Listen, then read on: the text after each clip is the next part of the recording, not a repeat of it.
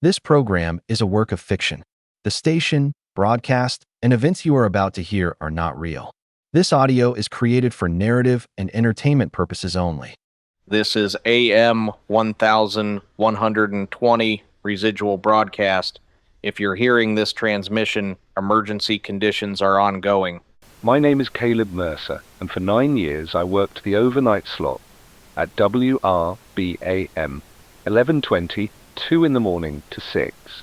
Every weekday, no exceptions, no sick days I ever took, because the overnight shift is the kind of shift where nobody covers for you. You get it because nobody else wants it, and you keep it because after a while, the daylight starts to feel like something that belongs to other people. I'm telling you this because I want you to understand that I knew what 4:11 AM was supposed to look like. I knew the exact angle the streetlight outside the station window threw its shadow across the parking lot at 4:11 AM in late September. I knew it the way a man knows the shape of his own hand. The shadow of the light pole fell across the third parking space, the empty one, and by 4:14 it had crawled maybe 2 inches to the left, and by 4:30 it had reached the painted line, and by 5:15 it was gone because the sky was already starting to bruise blue at the eastern edge. That is what 4:11 AM was supposed to look like. On the morning I am telling you about, the shadow fell across the third parking space at 4:11 AM, exactly the way it always did. And then at 4:14 it was still there. And at 4:30 it was still there. And at 5:15, when the sky should have been bruising blue, the sky was the same color it had been 3 hours earlier, and the shadow of the light pole was in the exact same place it had been at 4:11. I want to say I noticed right away. I didn't. I was reading off the weather copy that Marlene had left on the desk for me, the same way I read it every night, and I was queuing up a Patsy Cline track, because the overnight audience at WRB skews older, and Patsy Cline at 4 in the morning is the kind of thing that keeps a man like Walter Brennan, who calls in every Thursday from his fishing cabin on Lake Penobscot, from changing the station. I noticed at 5:47 AM, I noticed because a little girl called the station. Her name was Iris Hollander. She was 8 years old. I knew her name because her mother, Denise Hollander, who worked the night shift at the truck stop off Route 9, had called the station 6 months earlier asking if I could play You Are My Sunshine for her daughter's birthday at 3 in the morning because Iris had a sleep disorder and was always awake when she shouldn't be. I had played it. Denise had cried on the phone. That is the kind of thing that happens on the overnight shift. You learn names? Iris said, "Mr. Mercer, the shadow on my bedroom wall hasn't moved." I told her that was because it was still night time, sweetheart. The sun comes up around 6:30 this time of year. Iris said, "No, the shadow from my nightlight. It's been in the same place since I went to sleep at midnight. I draw it every hour. I have 6 drawings and they're all the same." I didn't say anything for a moment. I remember that. I remember the way my own breath sounded in the headphones. Then I looked out the parking lot window. The shadow of the light pole was across the third parking space. It was 5:47 AM. It had not moved in 1 hour and 36 minutes. The first thing I did was not panic, because panicking is not what the overnight man does.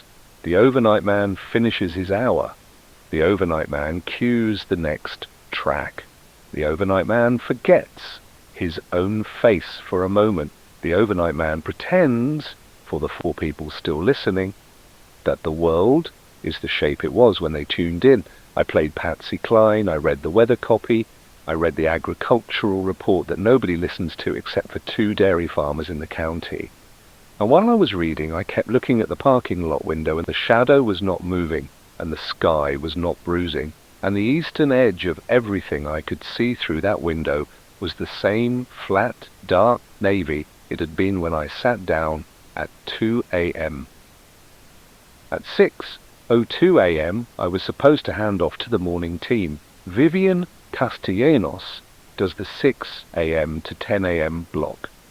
She's 47. She drinks black coffee out of a thermos that her late husband bought her in 1998, and she has never, in 9 years, been more than 2 minutes late. At 6:02 a.m., Vivian was not there. At 6:11 a.m., Vivian was not there. At 6:18 a.m., I called her cell phone. It rang 4 times and went to voicemail. I called her landline. Same. I want to be careful here. I want to tell you what I was thinking, because what I was thinking matters. I was not thinking the sun has stopped. Nobody thinks that. The thought is not available to the human mind as a first thought.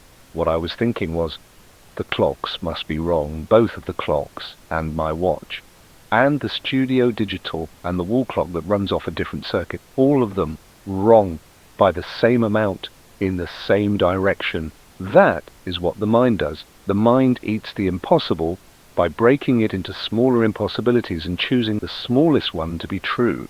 At 6:34 a.m., by all 4 clocks, I went into the back door of the station and I stepped outside into the parking lot and I looked east.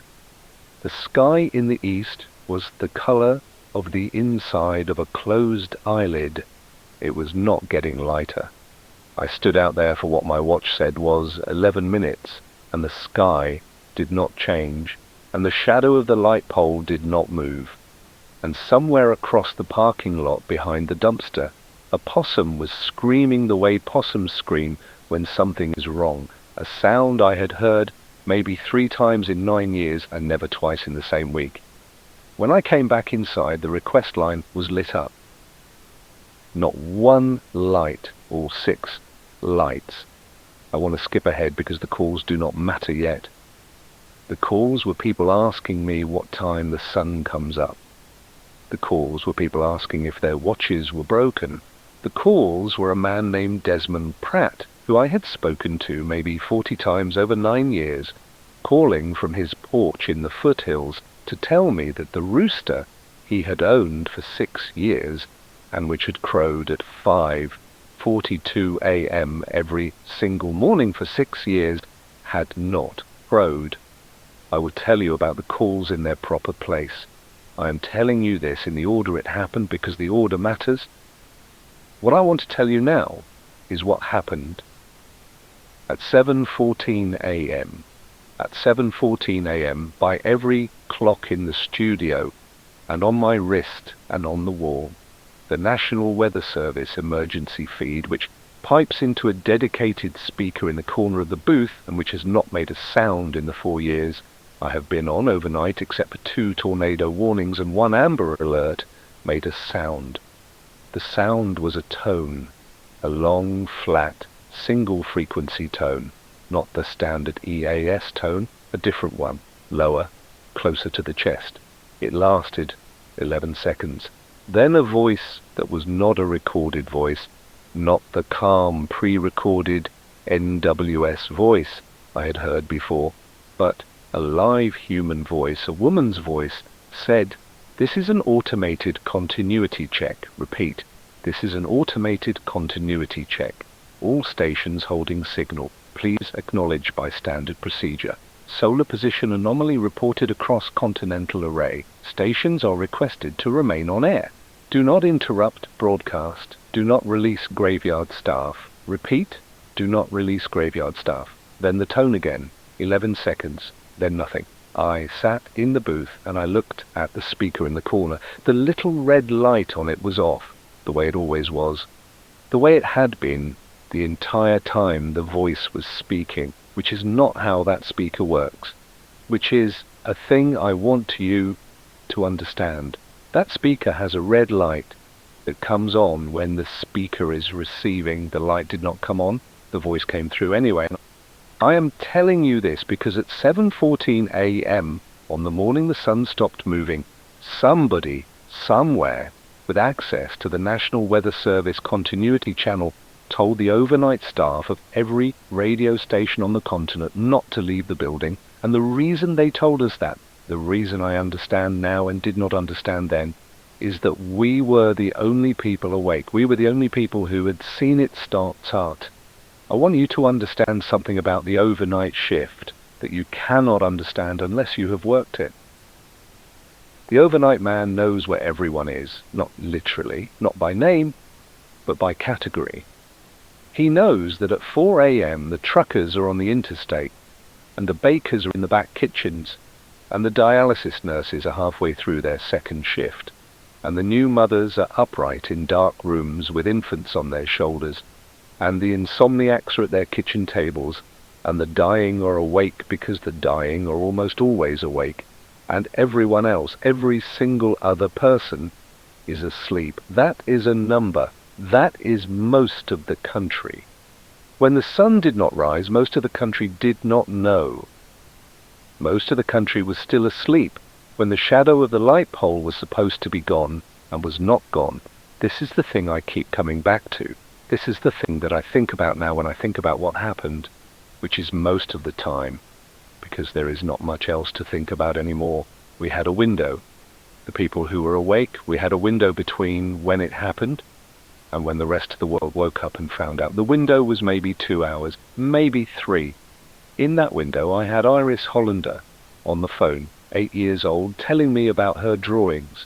I had Desmond Pratt on the porch with his silent rooster. I had Walter Brennan calling from Lake Penobscot to tell me that the loons on the lake were not making any noise, and the loons on Lake Penobscot make noise from about an hour before dawn until about an hour after every morning. For the entire time he has owned that cabin, which is 31 years. I had a woman named Constance Greaves, who I had never spoken to before that morning, calling from a hospice in the next county to tell me that 3 of her patients, all 3 of whom had been on what she called the active dying protocol, had stopped dying around 4 a.m. Not died. Stopped dying. Their breathing had stabilized. Their color had returned. One of them, a man named Howard Pell, who had not spoken in 4 days, had opened his eyes and asked her what was wrong with the light. Constance asked me on air whether I knew what was wrong with the light. I did not answer her on air. I cut to a commercial break that was not scheduled. I sat in the booth and I put my hands flat on the desk, and I tried to make my hands stop shaking, and they did not stop. So I put them in my lap instead, and I waited for the commercial to end. Then I came back on air, and I said, "We are going to play some music for a while. If you are listening, stay with me. I am going to be here." That was the first time I said it. I would say it many more times before the morning was over. At 7:48 a.m., I remembered Marlene's draw. Marlene Aoki is the station manager. She is 61 years old. She has been at WRB for 26 years, and she keeps a locked drawer in her office that none of us are supposed to open. Everyone at the station knows about the drawer. Everyone at the station has, at some point, made a joke about the drawer. Vivian thinks it has love letters in it, The afternoon guy, Reynold, thinks it has cash. I always thought it had nothing, that it was locked, because Marlene liked the idea of one locked thing in a building where she could not control most of what happened. But Marlene had told me exactly once, 3 years earlier, after the station Christmas party, when she had drunk 2 glasses of wine, which was 1.5 more than she usually drank, that the drawer had what she called the binder. She said, if something ever happens that isn't on the program log, you open the binder. I had laughed. She had not laughed. She had said, "Caleb, I am being serious. The binder is in the drawer. The key is taped under my desk. If something happens." I had forgotten about that conversation for 3 years. I remembered it at 7:48 a.m. while the request lines were lit up and the NWS speaker was silent, and the shadow in the parking lot had not moved. I walked to Marlene's office. The key was taped under her desk, exactly where she had said it would be, in a small envelope yellowed at the edges with age. I unlocked the drawer. The binder was inside. It was a 3-ring binder, navy blue, the kind they used to make in the 80s, with a white adhesive label on the spine that said, in Marlene's handwriting, "Continuity." I opened it on the floor of her office because my hands were shaking too much to hold it standing. The first page was a list of protocols. I am going to tell you what was on that list because I have thought about it many times since, and I think you should know. The list was numbered 1 through 14. Each item was a scenario. The first one was nuclear event, regional. The second was nuclear event, national. The third was pandemic, airborne, lethal. They went on like that for a while.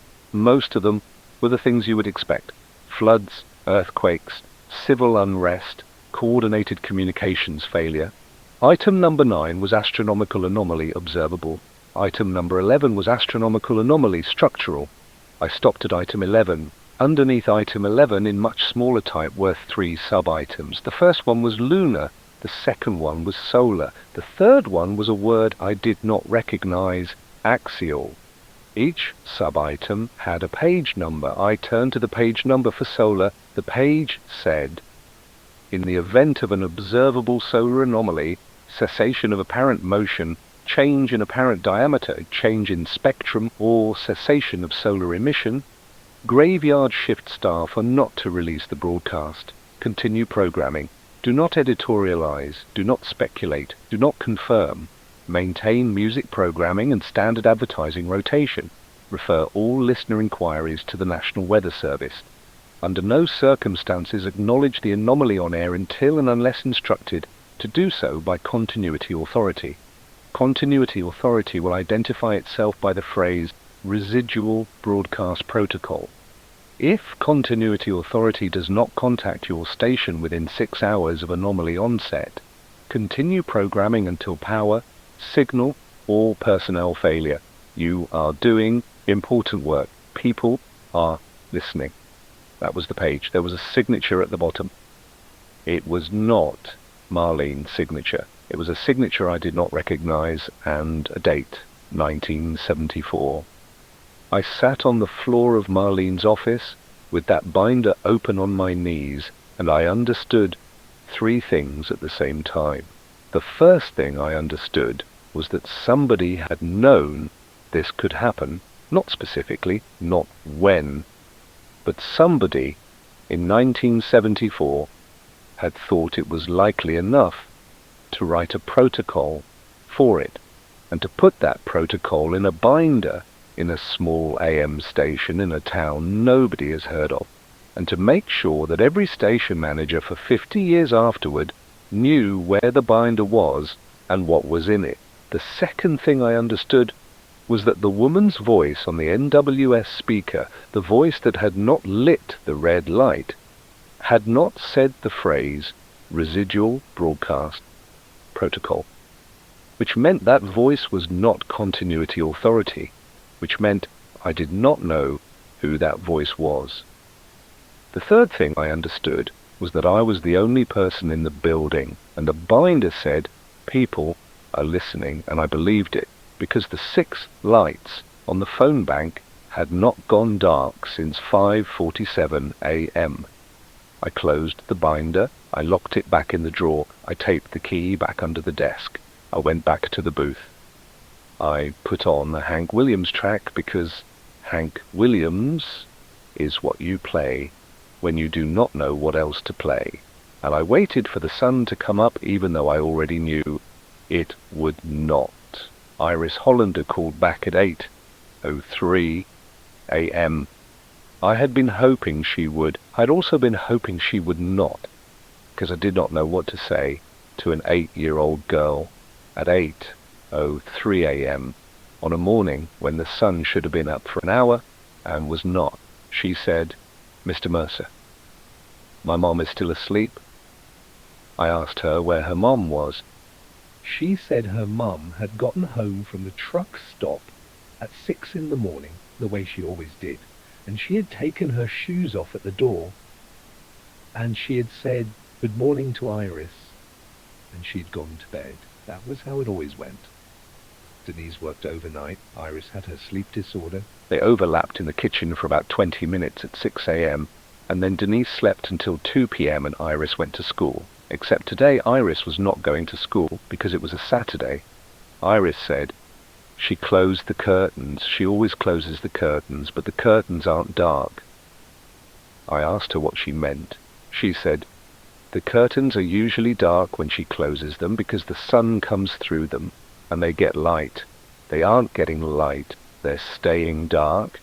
I went in to check. She's asleep, she's breathing, but the curtains are dark. I told Iris that her mum was probably just very tired. Iris said, I know my mum is tired. That's not what I'm telling you. I'm telling you the curtains are dark.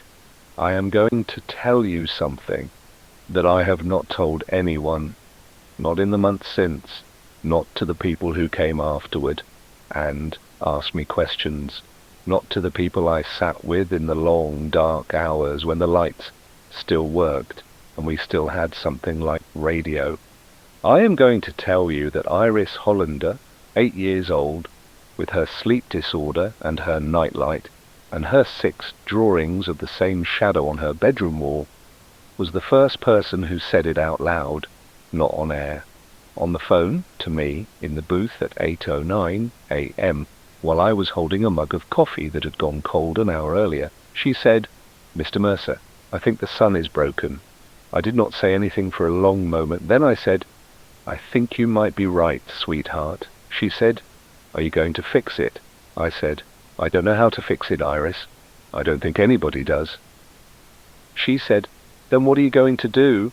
I said, I am going to stay on the radio. I am going to keep talking, so that when your mum wakes up, there will be someone telling her what is happening. Iris said, okay, I will stay on the radio too. I will listen. Then she said, Mr. Mercer, can you play You Are My Sunshine? I played it. I want you to understand that I played it knowing exactly what I was doing and exactly what it meant, and I played it anyway because the alternative was silence. And silence was the thing the binder had told me not to give them. I played You Are My Sunshine at 8:14 AM on the morning the sun stopped moving, and for the 4 minutes and 12 seconds that song was on the air, I sat in the booth with my head in my hands and I cried the way a man cries when nobody can see him, which is the only way an overnight man ever learns to cry. When the song ended, I came back on the mic and I said, that one was for Iris. Iris is 8 years old and she lives over on Ridgemont Street, and she is listening right now. Iris, if you're still there, your mom's going to be okay. Everything is going to be okay. We are all going to be okay. I did not believe what I was saying. I said it anyway. That is what the overnight man does. Desmond Pratt called back at 8:41 AM. He did not call on the request line. He called on the engineer's line, which is a line that nobody is supposed to know about. I have no idea how he had the number. He said he had gotten it from a man who used to work at the station in the 80s. He said, Caleb. I drove up to the Ridge. The Ridge is a place about 6 miles outside of town. It is the highest point in the county. From the top of the Ridge, you can see, on a clear day, almost 40 miles in every direction. Desmond lives about 2 miles below the Ridge on the eastern slope. He said, I can see it from here. I asked him what he could see. He said, I can see where the light ends. I did not say anything. He said, Caleb, you listening? I said I was listening. He said, to the west of us, maybe 30 miles, there's a line. I can see it from up here. It's not a sharp line. It's a kind of a band, a few miles wide. On the east side of the band, it's the same as it is here. Sort of like dusk, sort of like dawn. Like the world is stuck right at the edge of one or the other. On the west side of the band, Caleb, it's dark. It's full dark. It's the middle of the night over there, and it's not moving. I asked him how he knew it was not moving. He said, because I've been watching it for 20 minutes. The line is not moving. It is in the exact same place it was when I got up here. I asked him what was on the east side of the line past us, in the direction the sun should have been coming from. He was quiet for a long moment. Then he said, Caleb, I don't know how to tell you this. To the east, past town, past the farmlands, maybe 40 miles. there's another band, same kind of band, and on the east side of that one it's bright. It's full daylight, the sky is blue over there, the sun is up over there, but the sun is not moving over there either. It is sitting in the same place, in the sky, that it was when I got up here. I have been watching it. It is not moving. I asked him to say it again, slowly, because I needed to be sure I had heard him correctly.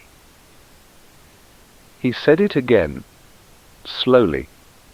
The world had a dark side and a light side. The two sides were not moving. We were in the band between them, the narrow band of permanent dusk, the few miles of sky that was neither night nor day and was not going to become either one. I asked Desmond if he was sure. He said, "Caleb, I am 73 years old. I have lived on this ridge my whole life. I know what the sky is supposed to do. The sky is not doing it." I asked him if he could come down to the station. He said he was already on his way. He said, "Caleb, whatever you're going to say on the radio, say it soon. The sleeping side is going to wake up in a few hours. They're going to wake up to the dark. They are going to need somebody on the radio when they do." After Desmond hung up, I drew a map on the back of a napkin from the break room. I want to tell you about the map because the map mattered later. The map was the first time anyone, as far as I know, tried to draw what was happening. I drew a circle for the Earth. I drew a line down the middle of the circle, top to bottom. On one side of the line I wrote light. On the other side I wrote dark. Then I drew two narrow bands, one on each side of the line, and I wrote dusk in both of them. Then I drew a small dot on the eastern dusk band, and I labelled it us. I looked at the map for a long time. The thing the map told me, the thing that had not been obvious until I drew it, was that the line between light and dark was not in a random place. It was approximately where the line between night and day had been at the moment the rotation stopped, which was approximately 4 a.m. local time, which was approximately when Iris had drawn her first picture of the shadow on her bedroom wall. The line had stopped where it was. Our town was in the narrow strip of dusk that had been the leading edge of dawn at 4 a.m. The farms to the east, where Desmond had seen the blue sky, were the places that had been just starting to get light at 4 a.m. The cities to the west, where the dark was permanent now, were the places that had been the deepest part of the night. Most of the country, the part where the sun had already been up for hours when the rotation locked, was in full daylight that would never end. Most of the rest of the country, the part that had been asleep, was in dark that would never lift. I sat with the napkin in my hand and I thought about who lived in the dark. I thought about the cities west of us. Cities with millions of people in them. Cities where the alarm clocks were set for 6 a.m. and 6:30 a.m. and 7 a.m. and where the alarm clocks were going to go off, and where the people in those cities were going to wake up to a window that was the colour of midnight and a sky that had no morning in it. I thought about my wife. I have not mentioned my wife yet. I have not mentioned her because I have been trying not to think about her. And the way you do not think about something is by not putting it into words. My wife's name is Lena Mercer. She is a pediatric nurse. She works days. She lives in our apartment in a city about 400 miles west of the station because she got a job there 2 years ago and I could not leave WRB, and we decided we would do the long distance thing for a while, and the while had become 2 years. 400 miles west. Lena's alarm clock was set for 6:15 a.m. When her alarm went off, the window over her bed would be dark, not dim, not just before dawn, full dark, the dark of 4 a.m., the dark of the deepest part of the night. And it would stay that way, and she would not understand why. And I was 400 miles east of her, in the band of dusk, with a microphone, and the only thing I could do was hope that she turned on the radio. I went back on the mic at 9:12 a.m. I had decided, sitting on the floor of Marlene's office, that I was going to break the protocol. I had decided it slowly, the way you decide most important things, by sitting with the alternative until the alternative became unbearable. The protocol said, do not editorialize, do not speculate, do not confirm. The protocol had been written in 1974 by somebody who did not know that Iris Hollander would be 8 years old in the year the sun stopped moving, and that she would call me on the request line and ask me if I was going to fix it. I came back on the mic and I said, "Good morning. This is Caleb Mercer at WRB AM 1120. The time is 9:12 a.m. I want to talk to you for a few minutes about what is happening. If you have looked out a window this morning, you have noticed something. If you live east of us, you have noticed that the sun is up and that it does not appear to be moving. If you live west of us, you have noticed that the sun has not risen and that it does not appear to be going to. If you are in a narrow strip of land that includes this town and some of the surrounding county, you have noticed that the light has not changed since approximately 4 a.m. and that the sky is stuck somewhere between night and morning. I do not know why this is happening. I want to say that very clearly. I do not know. Nobody who has called this station this morning knows. I have been on the air for the last 7 hours, and I have spoken with a number of people, and none of us know. Or what I do know is this. I am going to stay on the air. I am going to keep talking. I am going to take calls, and I am going to play music, and I am going to be here. If you are waking up to dark windows and you are scared, you can turn on this station and there will be a voice. If you are sitting in light that will not go away, and you do not know what to do, you can turn on this station and there will be a voice. The voice is going to be me for as long as I can keep talking. After that, it might be somebody else. We are going to try to make sure there is always a voice. I want to ask you to do something, if you can. If you have a neighbor who is alone, go check on them. If you have an elderly relative who lives by themselves, call them. If you have somebody you love on the dark side of this, and they have not woken up yet, and you can reach them, let their phone ring. Let them wake up to a phone call instead of a window. The lines at WRB are open. The number is on your radio dial card. If you want to talk, call. If you want to listen, listen. I am here. This is Caleb Mercer. It is 9:18 a.m. I am going to play some music. I queued up a record. I do not remember what record. I think it was Willie Nelson, but I am not sure.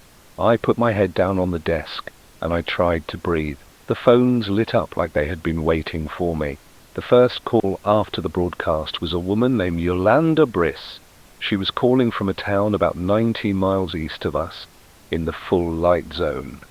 She said her husband had gone out to the driveway to get the newspaper at 6:30 a.m. the way he always did, and he had stood in the driveway looking up at the sky for about 4 minutes, and then he had come back inside and he had not spoken since.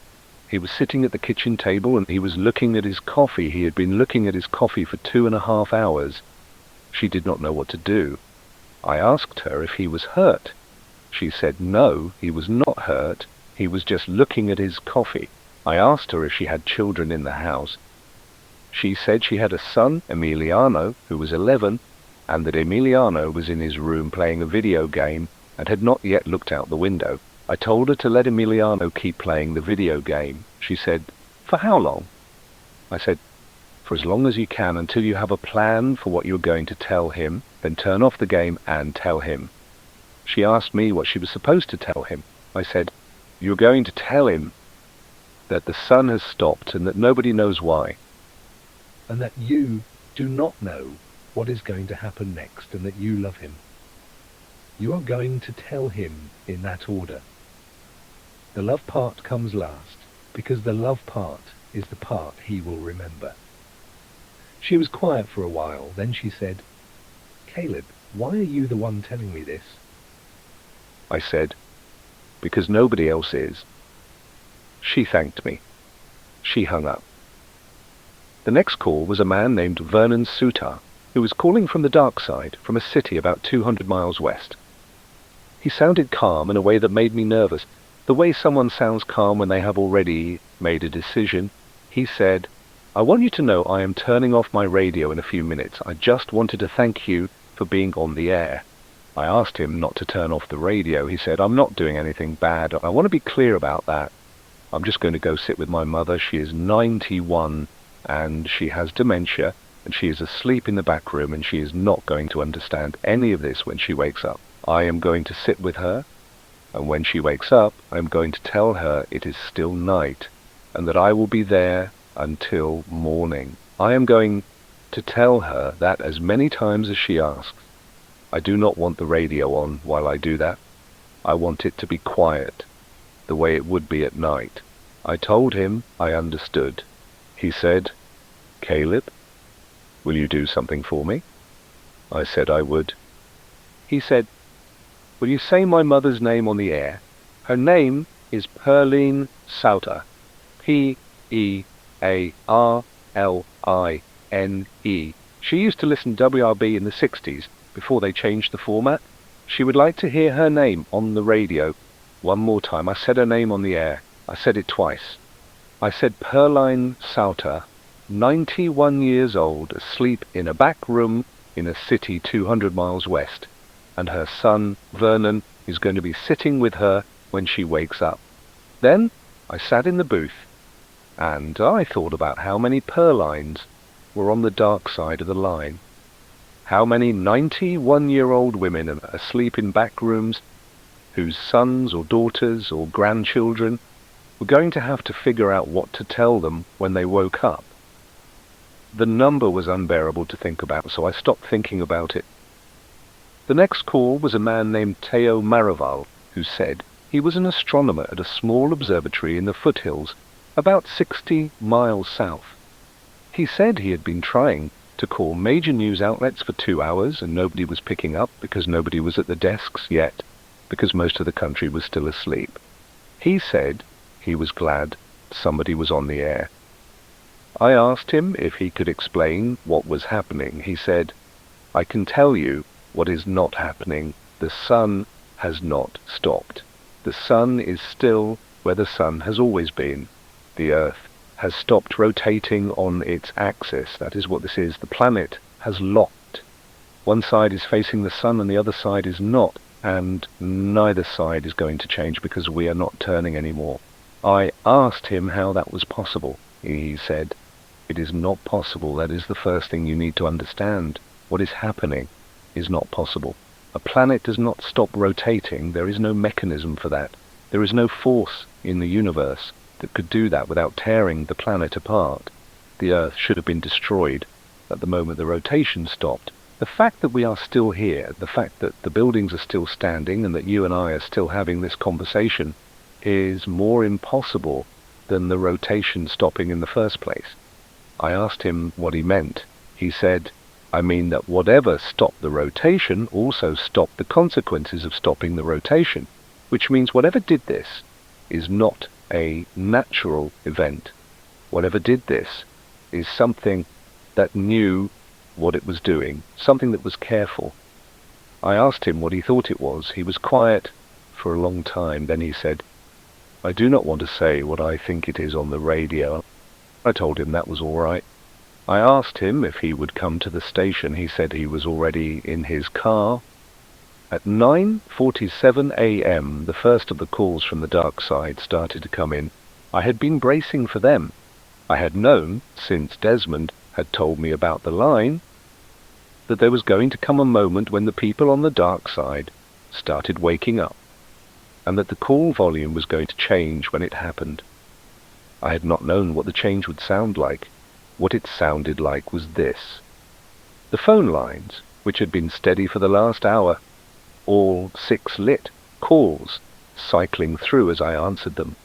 Suddenly all 6 lights started blinking the way they blink when a call has been holding for more than 2 minutes. Then they kept blinking. Then a 7th light, which I had never seen blink in 9 years because we only have 6 lines, started blinking, which I later realized was the overflow indicator telling me that the central switchboard was queuing calls that the station could not physically answer. I went on the air.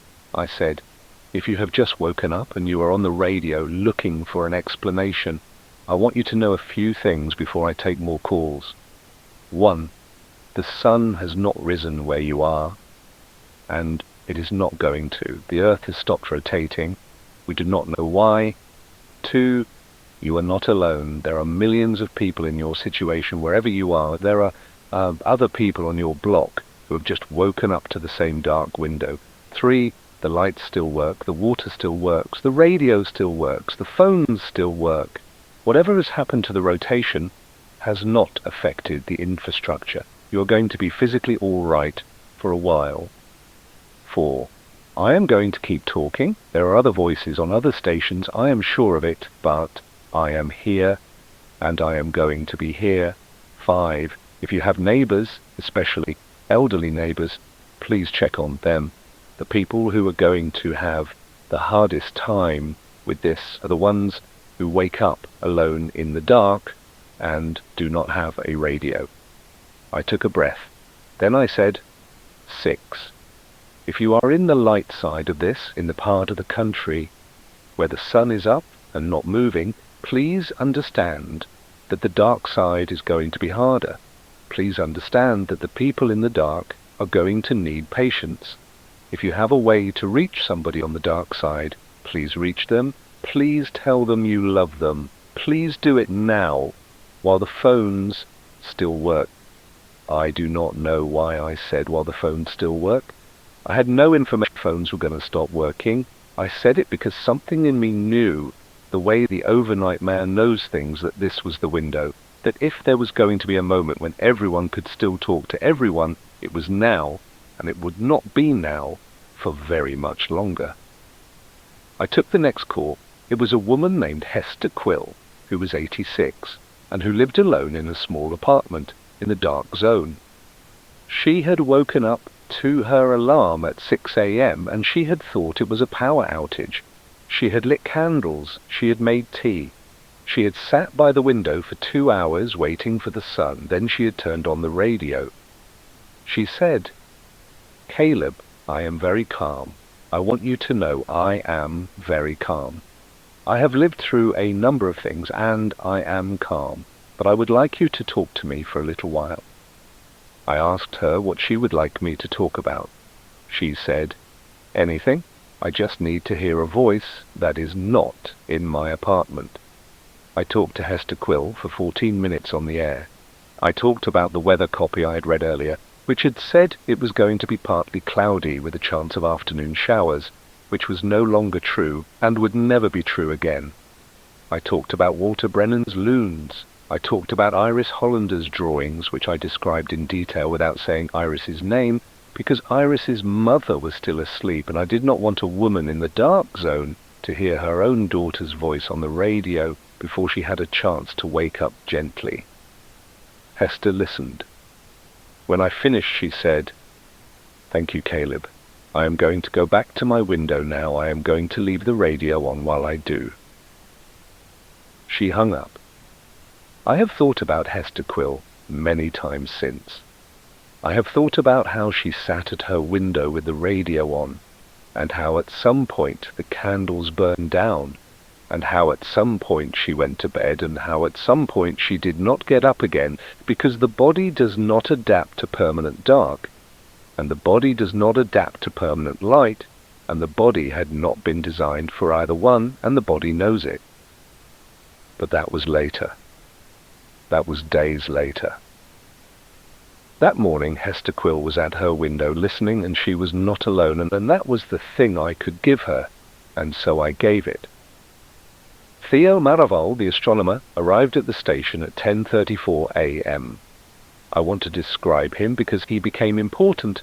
He was maybe 50 years old. He was thin in the way that academics are thin, not from exercise but from forgetting to eat. He was wearing a corduroy jacket over a flannel shirt, and his glasses were smudged in a way that suggested he had been rubbing his eyes for several hours. He was carrying a leather satchel that was heavy enough that he held it with both hands. He came into the booth. He set the satchel on the desk and he sat down in the second chair, the chair that was for guests, the chair that almost no one ever sat in because the overnight slot does not have guests. He said, "I drove from the observatory. The drive should have taken about an hour. It took me an hour and 40 minutes. I asked him why. He said, because I drove the long way. I drove east, away from the line, and then I drove back. I wanted to see what the light side looked like up close. I asked him what it looked like. He said, it looks like noon, everywhere. The sun is at a fixed angle in the sky, and the shadows are pointing in a fixed direction, and the temperature is rising. It was 68 degrees when I left the observatory, and it was 83 degrees when I turned around. The temperature in the light zone is going to keep rising. There is no night to cool it down." I asked him about the dark zone. He said, the dark zone is going to do the opposite. The temperature in the dark zone is going to keep falling. There is no day to warm it up. We are in the band between them. The band is going to be the most stable. The band is going to be the place where humans can live. The band is the only place where humans can live. I asked him how wide the band was. He opened the satchel. He pulled out a paper map of the country. He had drawn 2 lines on it in pencil. The lines were curved, north to south, and they were maybe 80 miles apart. Between the lines was a thin strip of land that ran from the Gulf of Mexico up to the Canadian border. He said, that is the band, that is the habitable strip. Everything west of the west line is going to freeze. Everything east of the east line is going to cook. The strip is going to be the only place where the air stays the right temperature for human beings. I looked at the strip on the map. I looked at the cities inside the strip and outside the strip.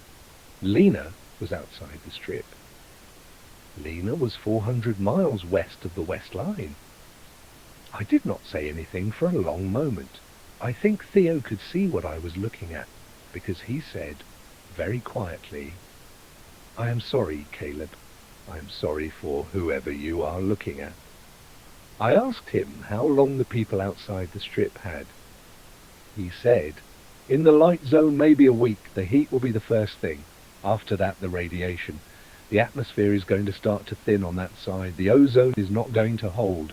In the dark zone, longer, maybe 2 weeks. The cold will come slower, but the air on that side is going to start to freeze out. The carbon dioxide will snow out of the air first.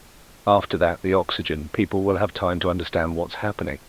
I asked him if there was anything anyone could do. He said, the people in the strip can survive for a while. The people outside the strip will not. Some of them will try to move into the strip. The roads will be the question. Whether the roads stay open, whether the strip will let them in. I said, whether the strip will let them in.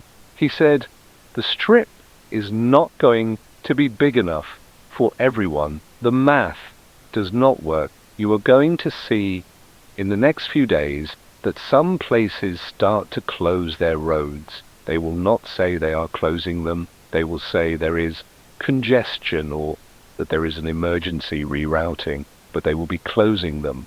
He paused.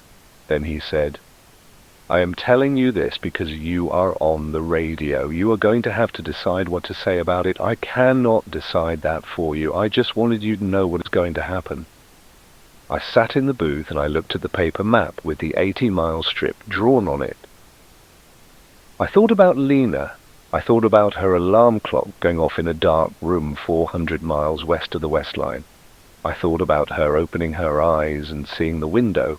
I thought about her reaching for her phone. The phone in my pocket had not rung. I had been on the air for 8.5 hours, and the phone in my pocket had not rung once. I did not know what to do with that fact. I put it somewhere inside myself where I would not have to look at it, and I closed the door, and I went back on the mic. I went on the air at 10:51 a.m. with Theo sitting next to me. I introduced him by name. I said he was an astronomer.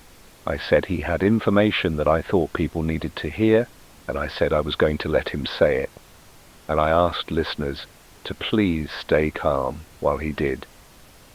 Theo spoke for about 12 minutes.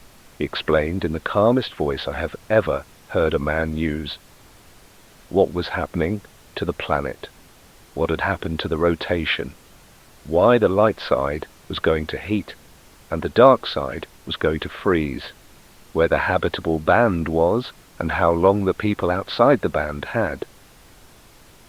When he was done, the phone lights all went dark at once, not in a normal way, not the way they go dark when calls hang up.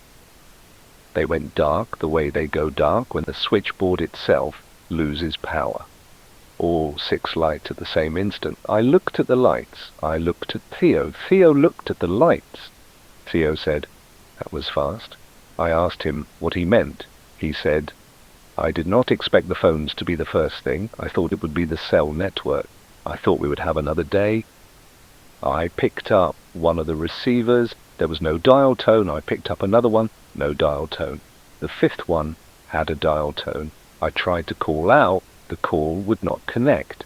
I went back on the mic. I said, "We appear to have lost most of our phone service here at the station. If you have been trying to call and you cannot get through, that is why. The lines are not down on your end. They are degraded on ours. If you can still hear me, the radio signal is still working. We are going to keep broadcasting." I looked at Theo. Theo said, off mic, "Caleb, the radio's going to be the last thing." I said, "Off mic." "I know." He said, "Whatever you want to say it now." I want to tell you what I decided in that moment, because the decision has not left me. I decided I was not going to talk about my wife on the air, not by name, not in any way that would make her identifiable.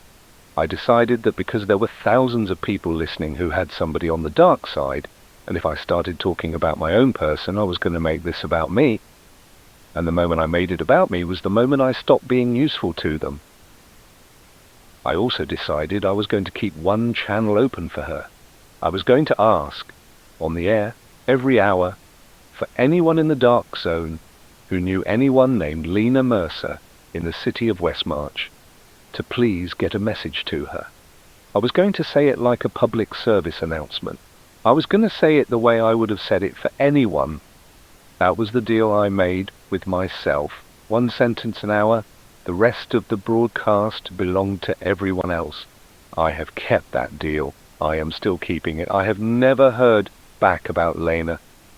The cell network failed at 12:14 p.m.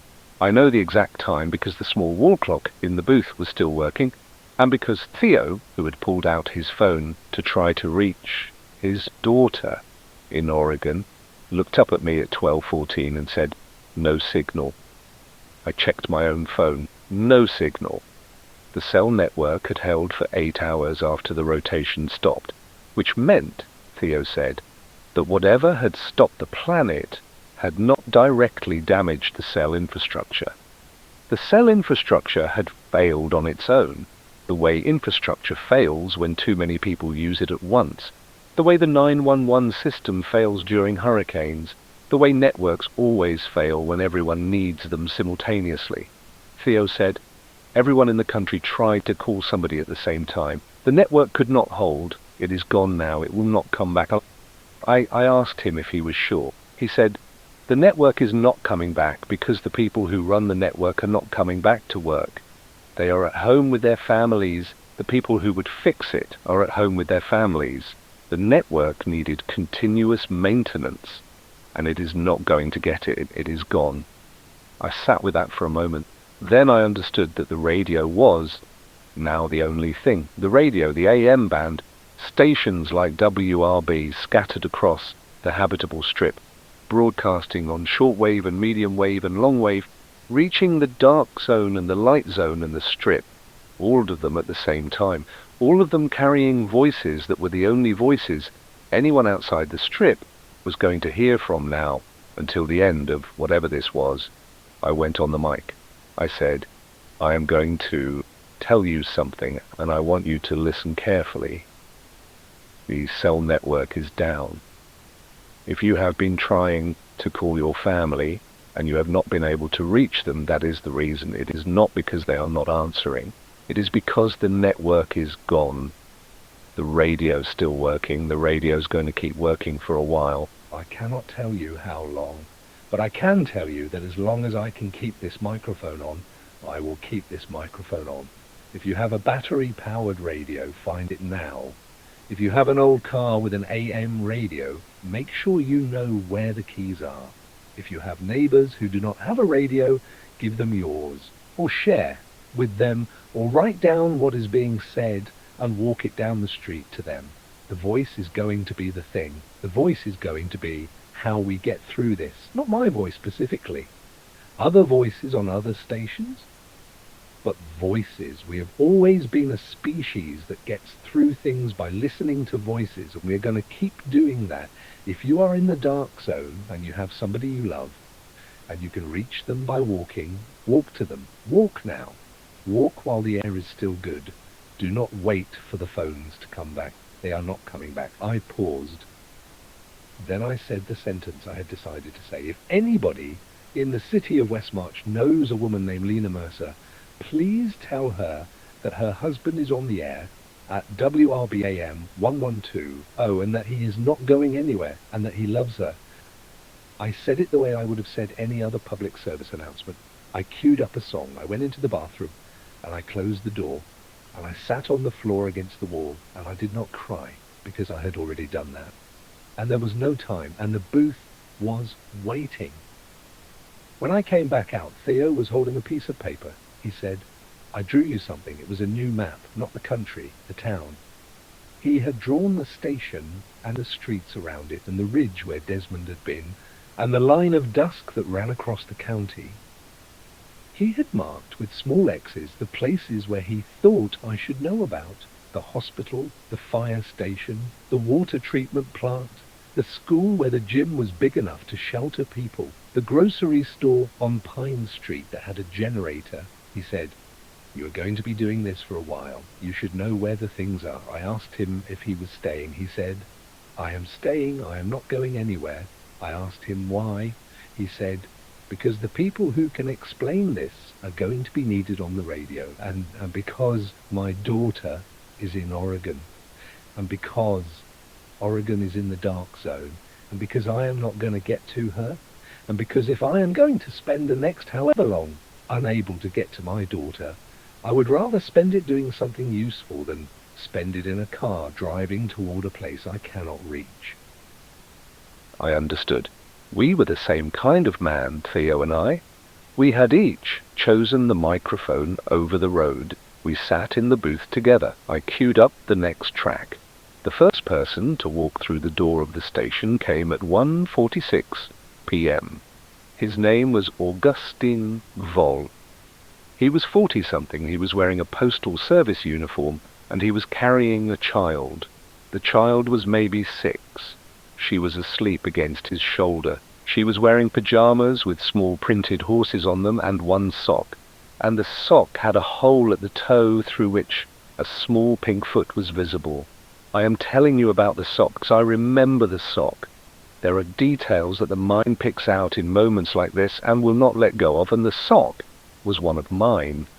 Augustin said, "I am sorry to come into the station, and I heard you on the radio. You said the station was here. I did not know where else to go." I asked him what had happened. He said his route that morning had been the western route, the one that took him toward the dark line. He had not known about the line when he started his route at 7 a.m. He had been driving west, and the sky had been getting darker instead of lighter, and he had thought it was a storm, and he had kept driving, because postal carriers keep driving. Around 9 a.m. he had crossed into the dark zone without realizing it, because by then it was full dark, and he had thought it was just a very dark storm. He had stopped at a house on his route, a regular stop. A woman who got a lot of catalogues. The house had been dark. He had knocked. Nobody had answered. He had walked around to the side window, which he had done before because the woman was elderly, and he was the kind of postal carrier who checked. The woman was inside on the kitchen floor. She was alive. She was breathing. She was not responsive. Next to her on the floor was her granddaughter. The child he was carrying, 6 years old. The granddaughter was asleep, not unconscious, but Augustin could not wake the grandmother, and he had not been willing to leave the granddaughter in the house with a woman who would not wake up. So he had picked up the granddaughter, and he had carried her to his postal truck, and he had driven east. He had driven east for 3 hours. He had driven until the sky started to lighten, and then he had driven until the sky stopped lightening, which was here, in our strip of dusk. And then he had heard me on the radio, and he had come to the station. He said, "I do not know what to do with her. I do not know her name. I do not know how to find her parents. I just could not leave her with the grandmother." Always, I asked him if he wanted to put her down somewhere. He said, "I do not want to put her down. She is asleep. If I put her down, she might wake up and not know where she is." So Augustin Vol, a postal carrier who had driven into the dark and come back out with a stranger's grandchild, stood in the lobby of WRB AM 112 with a 6-year-old girl asleep on his shoulder, and waited for me to tell him what to do. I did not know what to tell him. I sent him to Marlene's office. I told him to sit down on the couch in there, the small green couch where Marlene took naps during long days, and to let the child sleep on the couch next to him. I told him the bathroom was down the hall. I told him there was a vending machine in the break room, and that I had a roll of quarters in the desk drawer. I told him he could stay until we figured out what to do. He thanked me. He went to the office. The girl did not wake up. I went back to the booth, and I sat down next to Theo, and Theo looked at me and said, "That is the first one." I said, "I know." He said, "There are going to be more." I said, "I know." He said, "We are going to have to think about that, not now, but soon." I said, "I know." I queued up the next track. It was Etta James, At Last. I do not know why the playlist gave me Etta James at that moment. The playlist was on a rotation that had been set weeks earlier by an assistant program director who had never imagined the world I was now broadcasting into. But Etta James played, and her voice came through the booth speaker, and for 3 minutes I let her voice be in the room with us, and Theo closed his eyes, and somewhere in Marlene's office a child slept on a green couch next to a man who had carried her 4 hours through the dark. By 3 p.m. there were 4 refugees in the building. By 5 p.m. there were 11. They came the way Augustin had come. They had been on the road or near the road when the rotation stopped, and they had driven, and at some point they had heard the broadcast, and they had come.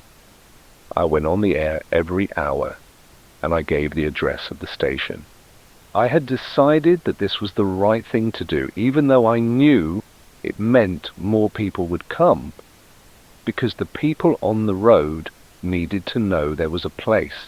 The strip was 80 miles wide. The strip was the only place where the air would stay breathable. Within the strip, the station was a place where the lights were on and a man was talking, and that was what the people on the road were looking for. I also said every hour that if you were already somewhere safe with food and water and people you loved, you should stay where you were. The road was not for everyone. The road was for the people who had nowhere else to be. By 5 p.m. I had stopped being just the overnight man and had started being something else. The station had a coordinator now, a woman named Salima York, who had walked in at 2:30 p.m. and said, "I used to run logistics for a Red Cross chapter. Tell me what you need." I had told her I needed somebody to handle the people who were coming in, and she had taken over Marlene's office. And now Marlene's office was a check-in desk, and the small green couch had been moved to the hallway to make room. We had a medic. Her name was Pasita Olofsson.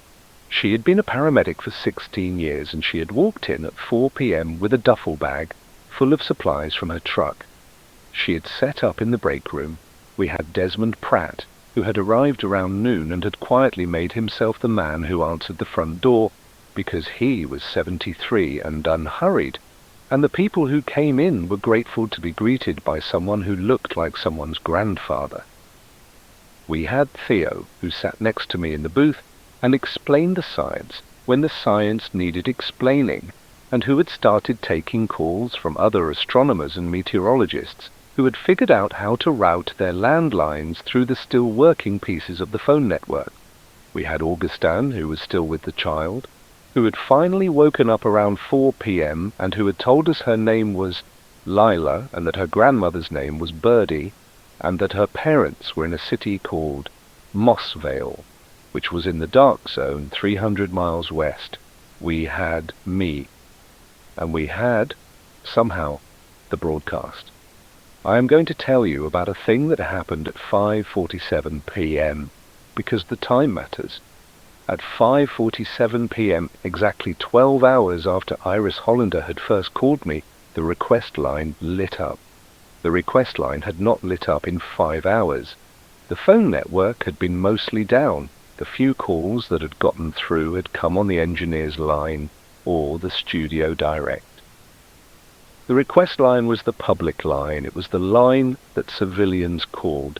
I picked it up. A woman's voice said, "Caleb." I knew the voice. I knew it the way you know a voice you have not heard in a long time, but that you used to hear every day. It was Denise Hollander. She said, "Caleb." "It is Denise. I just woke up." I did not say anything for a moment. I think I made some kind of sound. I'm not sure what kind. She said, "Iris told me you have been on the radio all day. She made me listen for a while before I called. She said you have been telling people things I said I had been." Denise said, "Caleb, I want to thank you for being kind to my daughter this morning. She told me what she said to you. She told me you played her song. I want to thank you." I told her she did not need to thank me. She said, "I do need to. I needed to do it now before I do anything else, because I do not know what the rest of today is going to be like, and I wanted to make sure I had said it." I asked her if she was okay. She said, "I am okay. I am scared. Iris is scared. But we are together. We are going to figure out what to do. I just wanted to call you first." She hung up. I sat with the receiver in my hand for a while, and then I went on the mic and I said, "Iris Hollander's mother woke up. They are together. I wanted you to know. I do not know how many people heard that. I do not know how many people knew who Iris Hollander was, but I said it anyway, and somewhere in the strip and the light and the dark, people heard it, and I think some of them understood. At 7:22 p.m. the first report came in about a closed road. It came from a man named Otis Creel, who was a long-haul trucker who had been driving east when the rotation stopped, and who had been in the strip since about 11 a.m. trying to figure out what to do. He had decided to drive west, back toward his family, who lived in a small town just inside the dark zone. He had driven for about an hour and a half. He had come to a checkpoint. The checkpoint was not military. The checkpoint was not police either, exactly. The checkpoint was a group of about 20 people, some of whom were wearing what looked like volunteer firefighter coats, and some of whom were carrying hunting rifles, and they had pulled 3 pickup trucks across the road, and they were not letting anyone go west. They had told Otis, politely, that the road was closed. They had told him there was no point in going west. They had told him the dark zone was already getting cold, and that the people there were already in trouble, and that anyone who went west was just going to be one more person who needed to be saved. Otis had asked them who had decided the road was closed. They had said the town behind them had decided. The town was in the strip. The town did not want any more people coming through because every person who came through was going to need food and water and shelter, and the town did not have enough for the people who were already there. Otis had turned around. He had driven back east. He had heard me on the radio. He had stopped at a payphone, of all things, an old payphone outside a gas station that still had a working line because payphones were on different infrastructure than the cell network, and he had called the studio. He said, "Caleb, I just wanted you to know. The roads are closing, people are closing them, it is starting." I asked him if there had been violence at the checkpoint. He said, "No. They were polite, that is what scared me. They were polite the way people are polite when they have already decided they are going to do something terrible and they want to do it without raising their voice." I thanked him. I told him to stay safe. I told him to find somewhere to stop for the night, even though there was no night. He said, "Caleb, there is no night. I am going to stop somewhere anyway. I am going to pretend it is night. I am going to sleep in my truck. I am going to wake up and try again tomorrow, even though there is no tomorrow either." He hung up. I sat with that for a while, then I went on the mic. I said, "I want to talk to you about something difficult. I have just been told that some of the roads going west into the dark zone are being closed. The people closing them are not government. They are not military. They are towns. They are towns inside the strip, deciding who can pass through them and who cannot. I am not going to tell you that the towns are wrong. I do not know if they are wrong. The math of the strip is difficult math. The strip is not big enough for everyone who is going to want to come into it. The towns inside the strip are going to make decisions about who they let in, and those decisions are going to be ugly, and some of the decisions are going to be made by people who would never, in their normal lives, have thought themselves capable of making them. I am asking you to remember something. The people on the other side of those roadblocks are not strangers. They are your aunt. They are your cousin. They are the person you sat next to in 3rd grade. They are the person who delivered your mail. If you live in a town inside the strip, and your town is making decisions about who can come in, I am asking you to be in the room where those decisions are made. I am asking you to be a voice in that room. I am asking you to say the names of the people on the other side of the roadblock out loud, so that the people in the room have to hear those names while they decide. That is what I have to say about that. This is Caleb Mercer. We will be back after this. I queued up a song. I do not remember what. Theo, sitting next to me, said quietly, "That was a good thing to say." I said, "I do not know if it was a good thing to say. I do not know if anything I say from now on is going to be a good thing to say. I am just saying things." He said, "That is what the job is now." I said, "I know." I wanted to tell you about how time started to break, because the time is the thing I think about most, and I have not figured out how to describe it yet. When you live on a planet that rotates, your body does not know that it is keeping time by rotation. Your body thinks it is keeping time by itself. You sleep when you are tired, and you wake when you are rested, and you eat when you are hungry, and you assume that these signals are coming from inside you. They are not.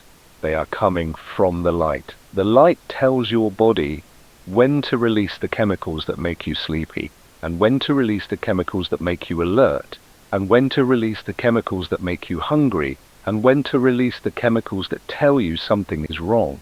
When the light stops moving, the chemicals stop being released on schedule.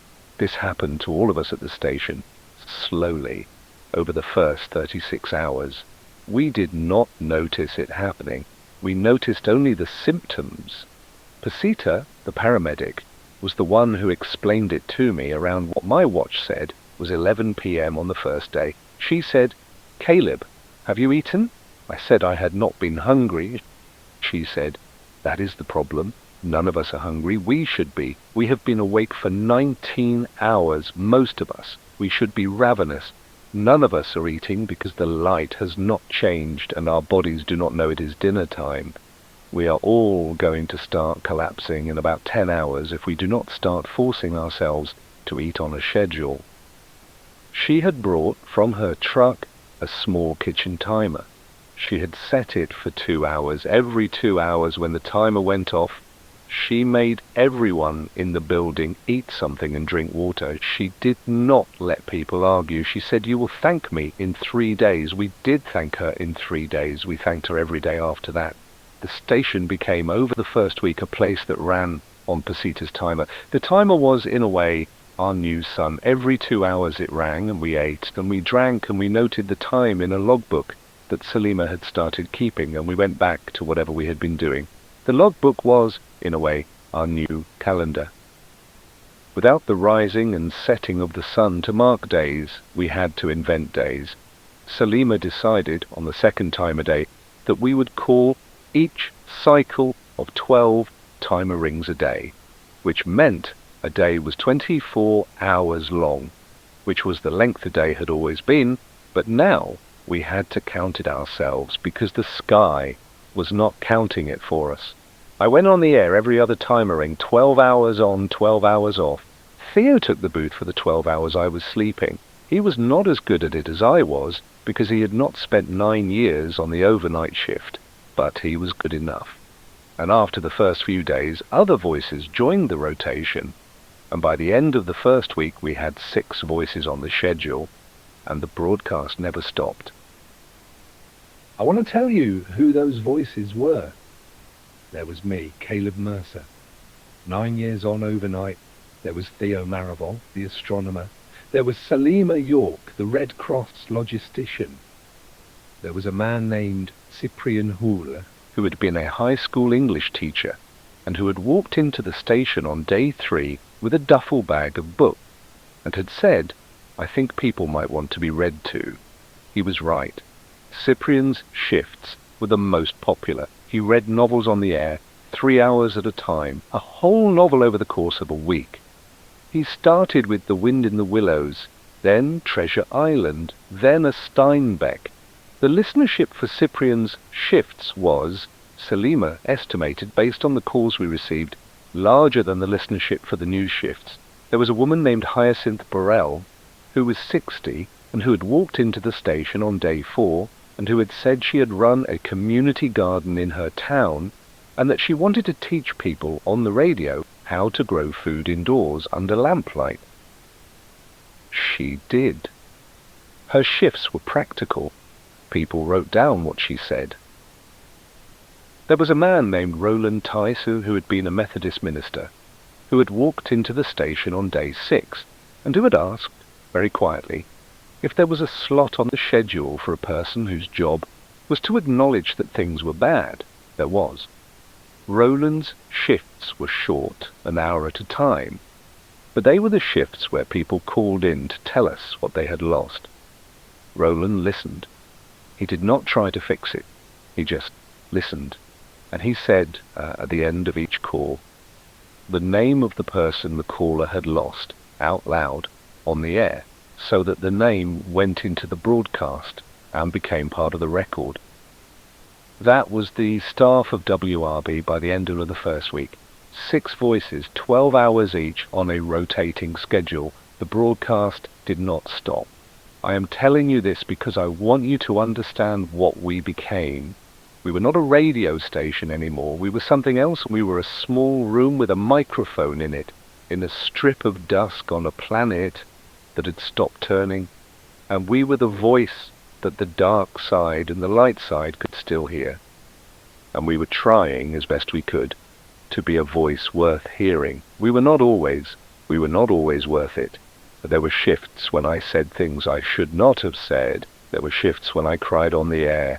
There were shifts when Cyprian could not finish a chapter because his own voice broke and he had to cue music and step away from the mic for 20 minutes.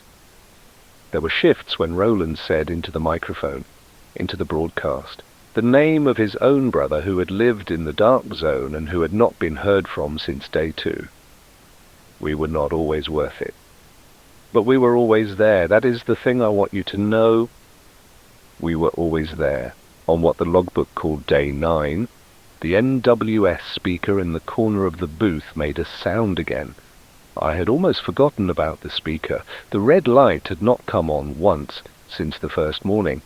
I had assumed the continuity channel was dead like the rest of the federal infrastructure, like everything else that had needed living people to maintain it. I was on shift. It was around 4 a.m. by the wall clock, which meant nothing, but which was approximately the same time of the dusk cycle as the original moment. Theo was asleep on a cot in the hallway.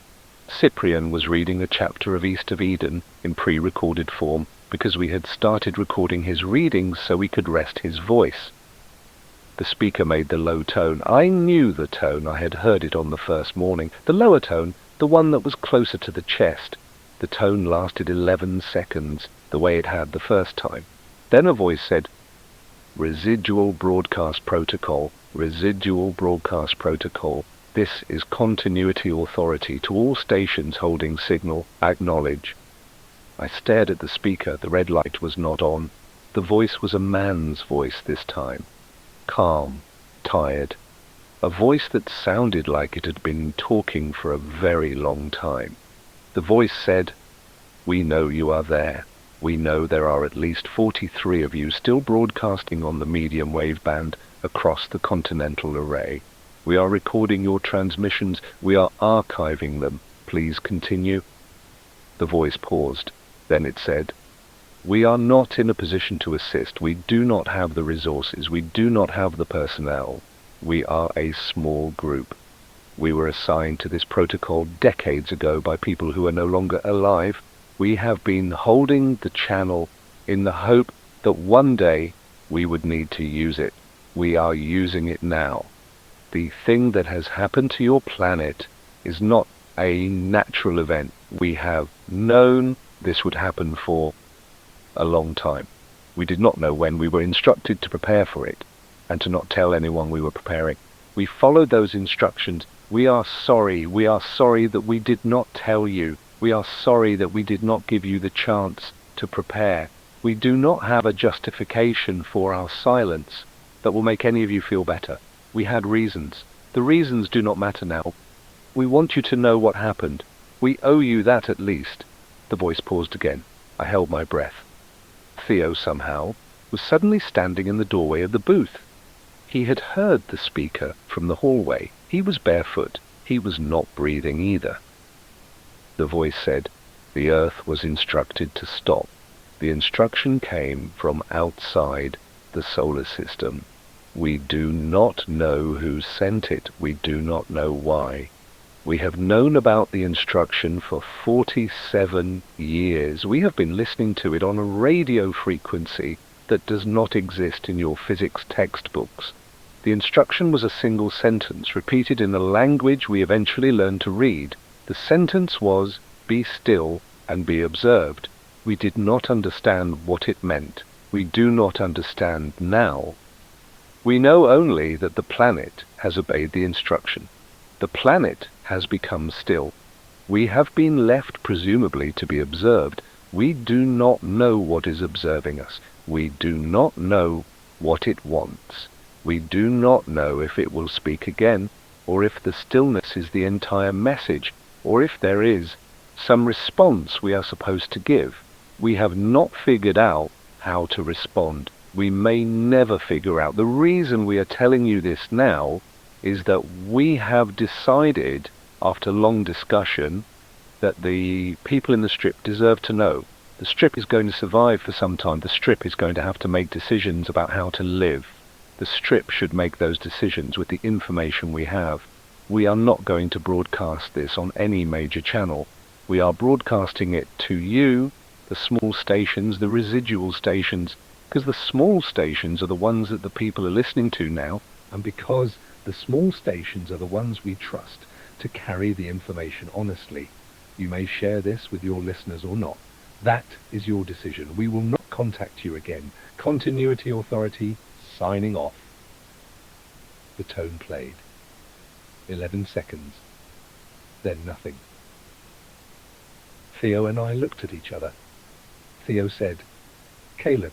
I said, "I know." He said, "Are you going to tell them?" I sat in the booth for a long time. I looked at the wall clock. I looked at the small kitchen timer that Pasita had left on the desk for me, which would ring in 23 minutes for the next meal. I looked at the napkin map of the country with the 80-mile strip drawn on it, which I had pinned to the corkboard above the desk weeks ago. I thought about Iris Hollander. I thought about her drawings of the unmoving shadow. I thought about her asking me if I was going to fix it. I thought about Lena. I thought about Lena, 400 miles west, in the dark, listening, if she was listening, if she was alive. I thought about what be still and be observed meant. I thought about what kind of thing would say that to a planet. I thought about what kind of thing would expect a planet to obey. I thought about whether the people in the dark, who were dying of cold, and the people in the light, who were dying of heat, and the people in the strip, who were going to live for a while longer, needed to know that they had been ordered to be still by something nobody could see, and that nobody had ever been able to identify. I thought about it for the full 23 minutes until the timer rang. When the timer rang, I picked up a piece of bread from the plate Pasita had left next to me. I ate the bread. I drank water. I noted the time in the logbook. Then I went on the mic. I said, "Good morning. This is Caleb Mercer at WRB AM 1120. The time is 4:31 AM by the wall clock. I have something to tell you." I told them all of it. I told them about the binder Marlene had kept. I told them about the woman's voice that had not lit the red light. I told them about the man's voice that had come back 9 days later with the explanation. I told them what the instruction had been: be still and be observed. I said the words slowly twice, so that anyone writing them down would have time to get them right. Then I said, "I do not know what this means." The voice on the channel did not know what it means. Nobody knows what it means. I am telling you because the voice said you deserve to know, and I agree with the voice. I want to say one more thing. We have been still for 9 days now. We have been observed for 9 days. Whatever is observing us has not spoken again. We do not know if it ever will. We do not know if we are supposed to respond. We do not know if anything we do matters to it, nor if we are just being watched. I have decided in the last 23 minutes that I am going to behave as if it does not matter what is watching. I am going to behave as if the people who are listening to this broadcast are the only audience that matters to me. I am going to keep talking to the dark side and the light side and the strip, and I am going to keep being on the radio, and I am going to keep saying the names of the people we have lost, and I am going to keep playing music for Iris Hollander when she asks for it. Whatever is observing us can observe that. If that is the show, that is the show. I am not going to perform for it. I am going to perform for you. This is Caleb Mercer. It is 4:38 AM. We will be back after this. I queued up a song. I do not remember what. Theo sat down next to me in the booth, and he did not say anything for a long time. Then he said, "Caleb." That was the right thing to say. I said, "I do not know if it was." He said, "It was." I am telling you it was. I believed him. I have continued to believe him. It is one of the few things from that period I have continued to believe. I want to tell you about the day I stopped counting days. It was, according to Selima's logbook, day 41. By then the logbook was the only calendar any of us trusted, and even the logbook had become a kind of fiction, because we had all known for weeks that the days we were counting were not real days, that they were a thing we had invented to keep our minds from coming apart, that the planet was not turning and would not turn, and that there was no morning at the end of any of the hours we were counting. I stopped counting on day 41 because of something Iris Hollander said to me on the radio. She was 9 by then, or she should have been. Her birthday was on day 38. Denise had walked her over to the station that day, 4 blocks through the dusk, and we had played "You Are My Sunshine" for her on the air, the way I had played it on the first morning. And Cyprian had read her a chapter of Charlotte's Web on the broadcast, and Pasita had baked her a small cake on the hot plate in the break room. It was the first birthday we had observed since the rotation stopped. It would not be the last. Iris had called the station on day 41, and she had said, "Mr. Mercer, I do not want to count days anymore." I asked her why. She said, "Because counting days is for waiting. I do not want to wait anymore. There is not anything coming. The morning is not coming. I want to stop waiting for it." I said, "What do you want to do instead?" She said, "I want to just live the hours. I want each hour to be its own hour. I do not want to add them up." I sat with that for a while, and then I said on the air, "Iris Hollander, who is 9 years old, has just told me she is going to stop counting days. She is going to live each hour as its own hour." I think that is the wisest thing anyone has said on this broadcast since the rotation stopped. I am going to do what Iris is doing. I would like the rest of you to consider doing it too. That was the day the logbook stopped being a calendar. Salima kept it for a while longer as a list of events, things that happened, names of people who arrived, names of people we lost. But she stopped numbering the pages. The numbers had stopped meaning anything. So I cannot tell you exactly when the rest of what I am going to tell you happened. I can only tell you it happened. The power went out in the strip in stages, not all at once. There were sections of the strip that had been on different grids, and the grids failed at different rates, depending on how far away the maintenance crews had lived and whether those crews had come back to work. Our station went dark, briefly, twice in the first month. Both times the power came back within hours because there was a substation 7 miles east of us that was being kept running by a small group of utility workers who had moved into the substation with their families and were running it like a household. We learned their names. Their leader was a woman named Britomartis Lacey. She had been a line supervisor for 26 years. She and her people kept the substation going for what Salima estimated was 4 months, and then the substation went down for the last time, and when it did, the station went dark with it. We had generators by then. Theo and Augustin had built a system. We could run the broadcast for about 6 hours a day on generator power. We could not run the broadcast continuously. We had to choose which 6 hours. We chose the hours that the largest number of listeners would be most likely to need a voice. We chose the hours that, by old habit, would have been morning and evening, even though there was no morning or evening anymore. We broadcast for 3 hours in what would have been morning and 3 hours in what would have been evening, and we slept and ate and gathered ourselves in between. The audience did not get smaller. The audience got more concentrated. People who had heard us when we were always on figured out our new schedule. They sat by their radios at the appointed hours. They wrote letters, real letters on paper, and people walked the letters to the station on foot from up to 40 miles away. The letters were the things that broke me, in the end. The letters were the things I could not read without stepping away from the microphone.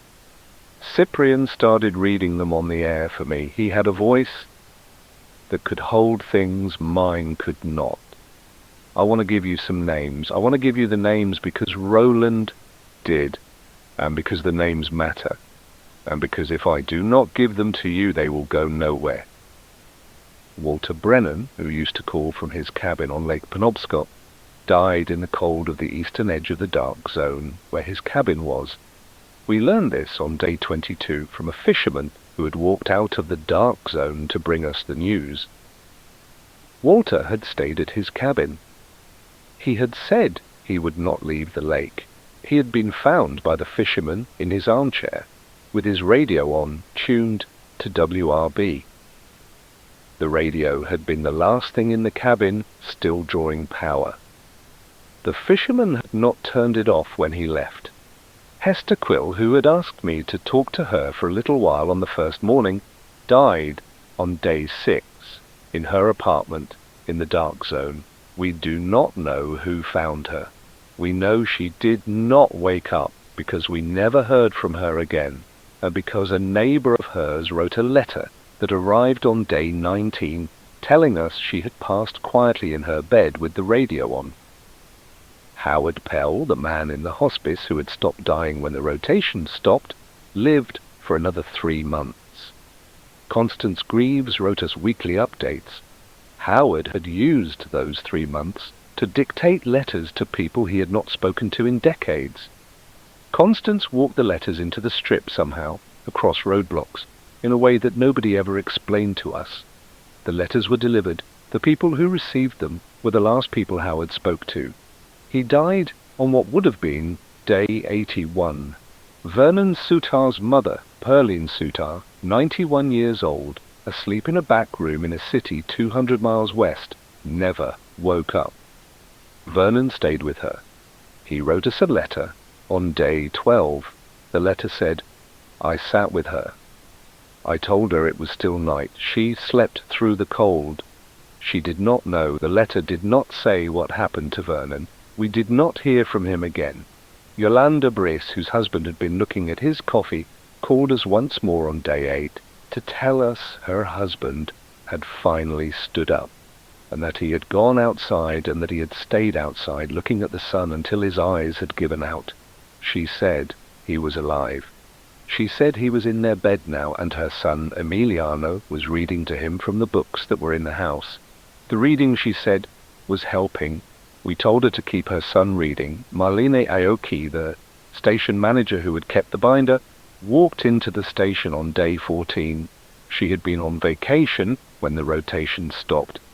She had been in a national park, far from any radio, and she had hiked out 4 days on foot to a road. And then she had hitched east into the strip. And then she had walked the last 60 miles to the station because there were no more rides. She arrived bone-thin and bleeding from her feet. She lived another 11 months.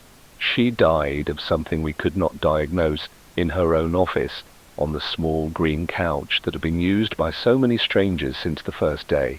She had asked in her last days that the broadcast not stop for her. We did not stop the broadcast. We said her name. We said it the way she would have wanted. Theo Maraval is still alive, as far as I know. He is still at the station. He took the microphone after I stopped. He has been the voice longer now than I was. Iris Hollander is 12. She does a children's hour on the broadcast now on Saturdays when there is enough power. She is very good at it. The children in the strip and the children who survive in the edges of the dark and the edges of the light listen to her. She tells them stories. She does not call them stories about hope, because she does not believe in lying to children. She calls them stories about what is still here. I said it every hour for the first month.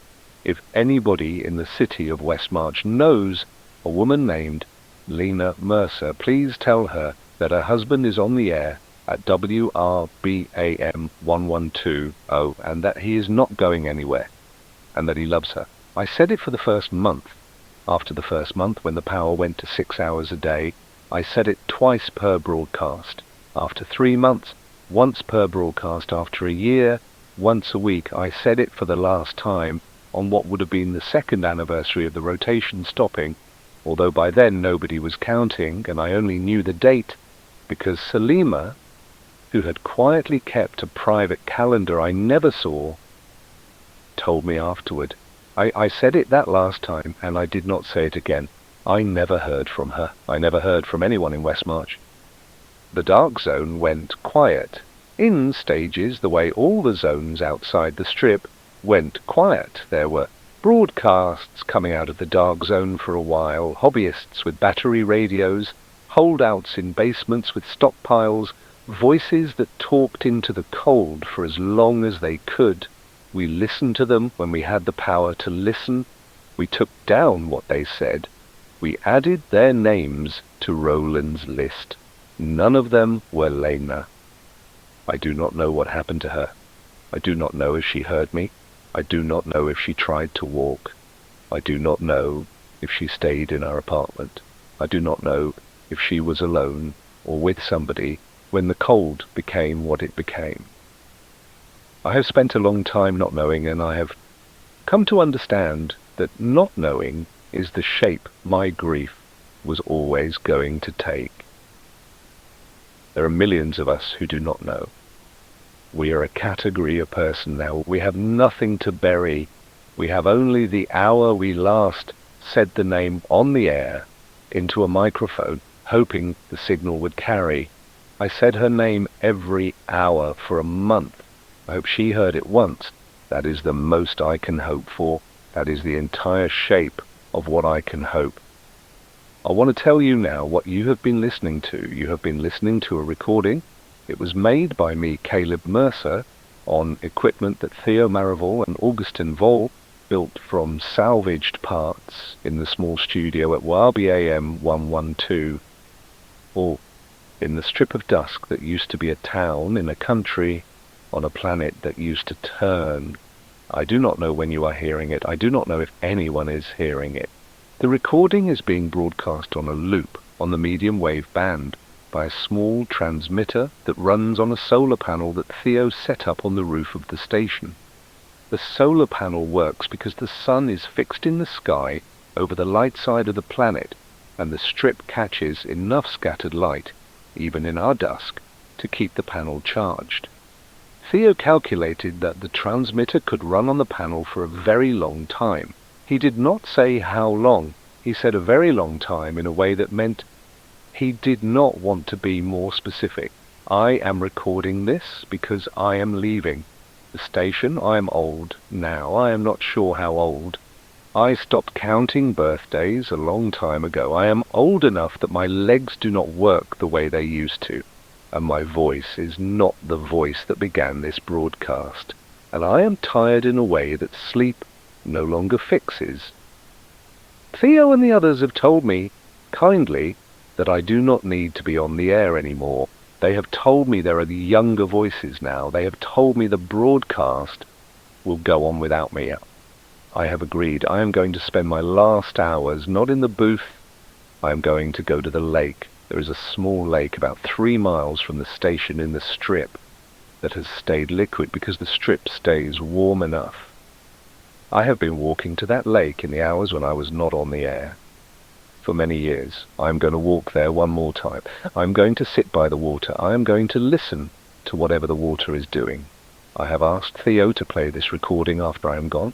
I have asked him to play it once in its entirety on a quiet hour of the broadcast, and then to put it into the rotation that the transmitter loops when no one is in the booth. The transmitter will loop the recording forever, or for what Theo calls a very long time. The recording will go out on the medium wave band into the dusk and the dark and the light for as long as the solar panel holds and the transmitter holds and the band itself holds. Long after Theo is gone and Iris is gone and the people I named are all gone, the recording will be going out. It will be going out to whoever observed us, whoever told us to be still. I want them to hear this. I want them, if they are still listening, if they have been listening this whole time, to hear what we did with the stillness they ordered us into. We did not perform for them. We were a small room with a microphone in it. We said the names of the people we lost. We played You Are My Sunshine for an 8-year-old girl on the first morning, and we played it again for her on her 9th birthday, and we played it again and again and again for everyone who asked, for as long as we had power. We were kind mostly. We failed sometimes. We turned away people we should not have turned away. We let in people we did not have room for.